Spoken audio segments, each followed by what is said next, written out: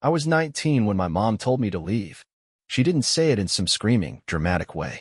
No, that would have at least made it feel real.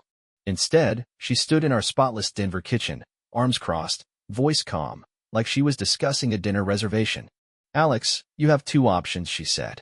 Either you lose the weight, or you find somewhere else to live. I remember waiting for my dad to step in. For him to clear his throat, put down his newspaper, something. But he just turned a page, not even looking at me. Are you serious? My voice cracked. Mom sighed, exasperated. Like this whole thing was exhausting for her. We've tried everything. Trainers, diet plans, nothing works. We can't watch you throw your life away like this. Ruining my life. That's what she thought I was doing. I waited for Sophie, my little sister, to walk in and say it was a joke. But she was still at school. She'd come home later and find my room empty. So I left. The first few nights were surreal. I slept in my car outside a 24-hour diner, staring at the ceiling, too wired to actually rest. My brain kept replaying the moment over and over, Mom's blank expression, Dad's silence. Like I was some stray dog they were done feeding. By night 5, I was broke. I tried stretching my money, but it ran out faster than I expected. I spent a night on a park bench. Then 2. Denver was too damn cold, so I used the last of my cash on a bus ticket to Los Angeles. At least I wouldn't freeze to death there. The first thing I learned? Hunger isn't just an ache. It's a whole body thing. Your limbs feel heavy, your brain goes fuzzy. The world tilts if you stand too fast. The second thing? People don't look at you the same when you're homeless. Back in Denver, I could walk into a cafe, and no one cared. Now, after just a few days on the street, people avoided my eyes. Like I was contagious. Then came the night I collapsed. I was standing in line at a cafe, counting change, trying to see if I had enough for a muffin. The next thing I knew, the floor was rushing up to meet me. When I came to, I was staring at a bright white ceiling. A monitor beeped somewhere to my left. A scratchy hospital blanket covered my legs. I turned my head. A nurse stood nearby, arms folded, expression unreadable. You're awake, she said. Good. I swallowed. My throat felt like sandpaper. You collapsed from dehydration and exhaustion, she continued. How long have you been out on the streets? I blinked at her. Not long. She exhaled through her nose. Didn't call me a liar, but I could see it in her eyes.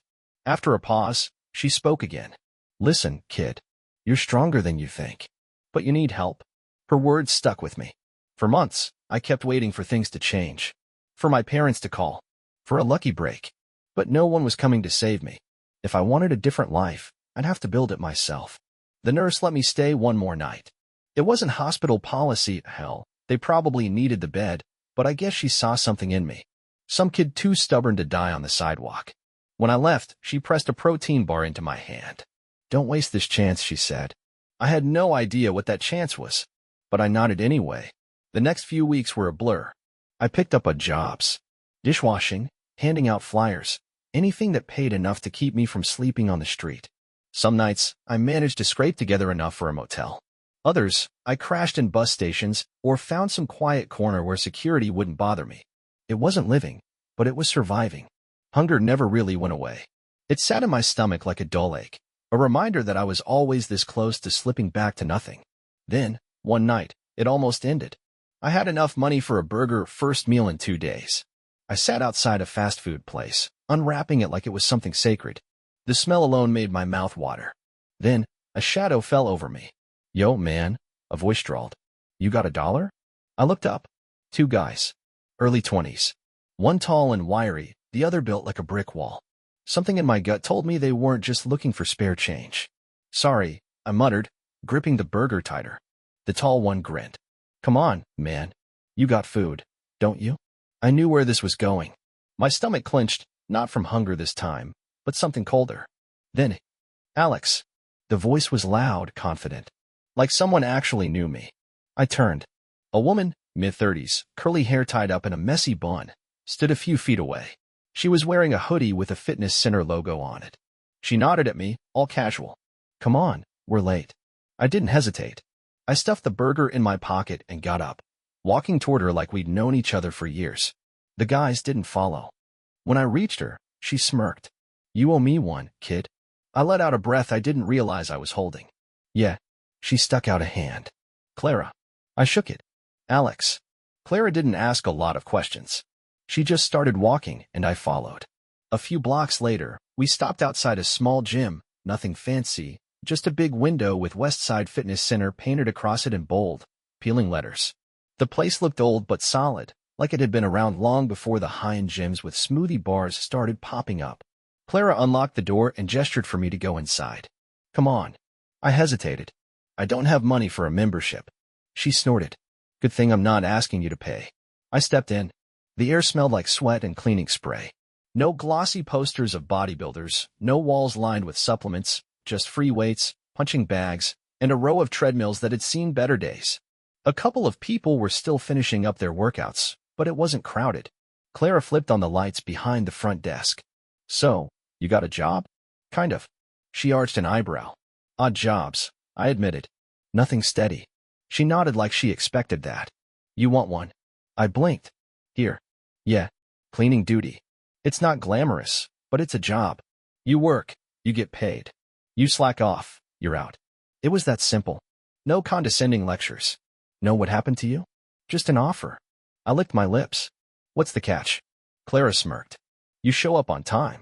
That was it. I thought about my options. Another night spent wondering if I'd wake up to someone trying to steal my shoes or a job. Something stable. I exhaled. Okay. She nodded. Good.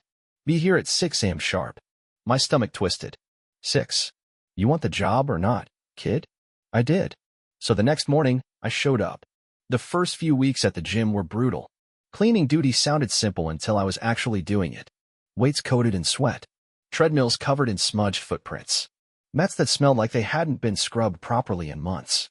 My arms ached from dragging heavy plates back to their racks. My knees hurt from kneeling on the floor, scrubbing away stubborn stains. But I kept showing up. Because for the first time in months, I had a place. A reason to be somewhere. Clara never treated me like a charity case. She didn't act like she was saving me. She gave orders, expected me to follow them, and that was it. If I did a good job, she said so. If I slacked off, she'd toss a rag at my chest and tell me to do it again. But sometimes, just sometimes, she did things that made me wonder. Like how she always had an extra protein bar lying around when I looked like I hadn't eaten enough. Or how, after a long shift, she'd drop a takeout box on the counter and mutter, leftovers from last night. Might as well not waste them. She never said it was for me. Never made a big deal out of it. But I noticed. And little by little, I started feeling like a person again. Then one night, after closing, she tossed a towel at me and said, You're working out tomorrow. I blinked. What? You heard me. She leaned against the counter, arms crossed. No point in being around all this equipment if you're not going to use it. I hesitated. I don't really. Clara rolled her eyes. I'm not asking you to deadlift 300 pounds, kid. Just do something. I swallowed. All right. The next morning, before my shift, she dragged me to the weights section. Start here, she said, setting down an empty barbell. No weights yet. Just get the movement right. I stared at it. Well, Clara said. I hesitated before lowering myself into position. My grip felt awkward. My stance felt wrong. The first lift was shaky as hell. The second was worse. Clara didn't say anything. She just waited. By the end of the session, my arms were jelly.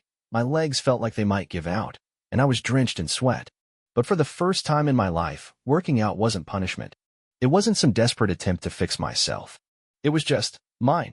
A year passed before I even realized it. At some point, I stopped feeling like the kid who cleaned the gym and started feeling like I actually belonged there. I still handled the cleaning, but Clara had me assisting in beginner classes too, correcting people's form, demonstrating movements, even leading warm-ups. And I didn't hate it. Somewhere along the way, I'd gone from barely being able to lift an empty barbell to actually knowing what the hell I was doing. That was when I started my blog.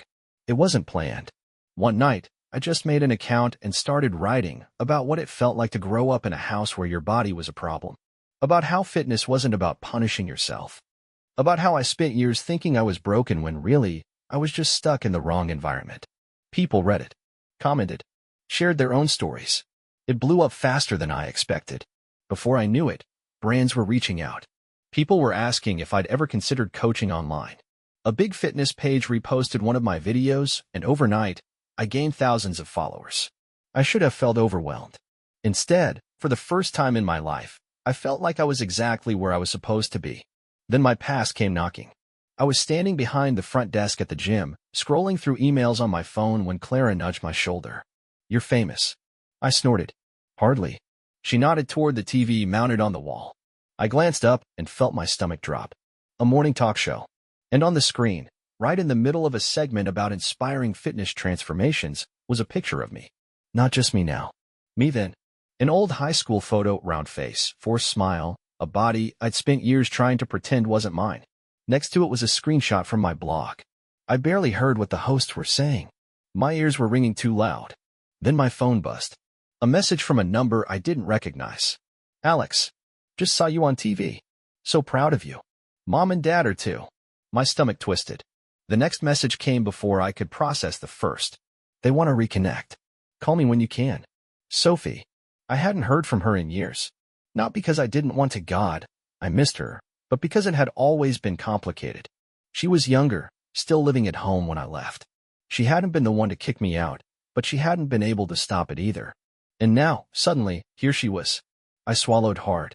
Then, before I could think too much about it, I typed back, "Call me later. We'll talk." That night, Sophie called. And for the first few minutes, neither of us said anything. I could hear her breathing on the other end. Then a small, tentative, "Hey." I cleared my throat. "Hey." A beat of silence. Then she let out a shaky breath. I don't know where to start." I rubbed a hand over my face. "You don't have to say anything, sophomore. I get it." "No, you don't." Her voice wavered. I should have reached out sooner. I wanted to. But every time I tried, Mom would she cut herself off. "They don't get it, Alex. They still act like they did nothing wrong." I clenched my jaw. "Figures. They keep telling people they're proud of you," she said bitterly. "Like they didn't throw you out like garbage." That stung more than I wanted to admit. "They want to meet up," she added. "Said they'd love to see you." I let out a short, humorless laugh. "Yeah, bet they would." Sophie hesitated. "Are you gonna go?" I thought about it. Thought about the years I spent trying to be good enough for them. Thought about the nights I went to sleep hungry in a city full of strangers. Thought about the way they ignored me until I became something they could brag about. Then I exhaled. "Tell them I said no." Sophie didn't sound surprised. "Yeah, that's what I figured. But you." My throat felt tight. "You don't have to pick sides. If you—" "Shut up, Alex." Her voice cracked. "I picked my side a long time ago." I swallowed hard. Neither of us spoke for a minute. Then she sniffed. "So, you're, like, famous now, huh?" I huffed out a laugh. "Something like that." "Crazy." She paused. "You happy?" I thought about it. Really thought about it. And for the first time in a long, long time, the answer came easily. "Yeah," I said. "I think I am."